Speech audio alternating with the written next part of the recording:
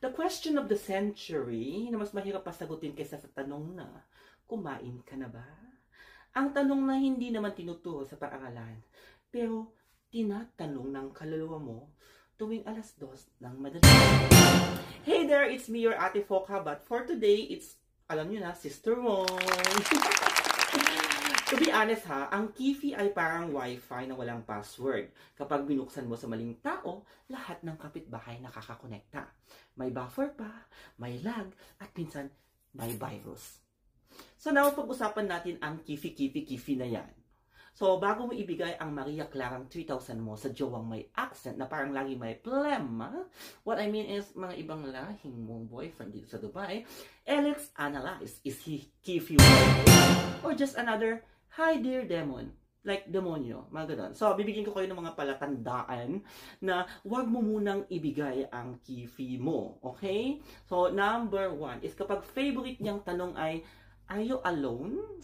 Sis, hindi yan concern. That's a setup. That's a setup na bebembangin ka na niya agad-agad. Number 2, kapag ang date nyo ay laging sa room niya or sa room mo, kasi daw expensive sa labas, girl, hindi yan budget conscious. Mukhang may asawa yan sa international city, sa Satwa, sa Dera, mukha kabat kahit saan-saan pa, basta may asawa. Number 3, kapag ang English niya ay puro, you're so hot, baby. I want to marry you now. Sino yung babaeng nakatag sa FB niya kahapon na may caption na 4 years and my government visa? Diba? So, walang ganun dahil. And number 4, kapag ang mga gift niya sa'yo ay puro tsokolate at puro expired na pabango na amoy tutsyang, naku, dang! Dapat may investment din siya sa feelings mo, hindi lang sa amoy mo. Okay? Kaya, isip na. Pero, syempre, mapapatanong ka din, Ate Foca, kailan ko naman po pwedeng ibigay ang aking Kifi? So, eto, una is kapag alam mo ang buong pangalan niya at hindi lang Ahmed Bey. Or kapag pinakilala ka na niya sa mga friends niya at hindi lang yung mga ka-roommate niya.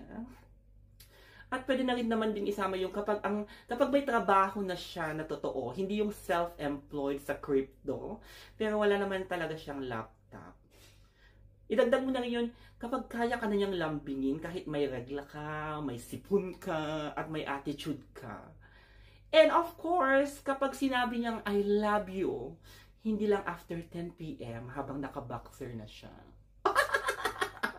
Or kapag kaya ka na niyang mahalin, kahit hindi ka naka-makeup at may